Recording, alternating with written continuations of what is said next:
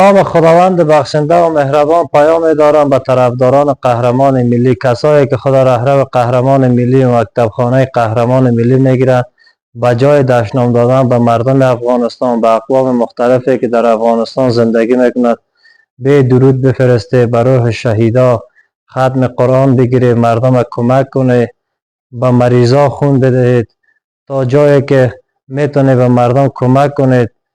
چند روز بعد هفته شهید است، یک تجلیل خوب بکنید تا که مردم الگو بگیره که قهرمان ملی یک مکتب آزادی است، یک مکتب بردباری است، مکتب احترام به همدیگر است.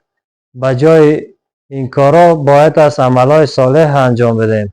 ما میشینیم به نام قهرمان ملی، به نام رهرو قهرمان ملی هزاران رقم مردم دشنام و تحقیر و توهین میکنیم.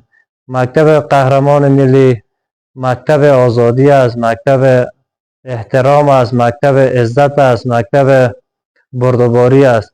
اون کسایی که خود رهرو قهرمان ملی میگیره، واقعا رهرو قهرمان ملی است، ختم قرآن برگزار کنید، خون بدهید و کارهای انجام بده که روح قهرمان ملی شاد شود. نشه که به خاطر شما همون قهرمان ملی هم که به خاطر آرمان خود، به خاطر آزادی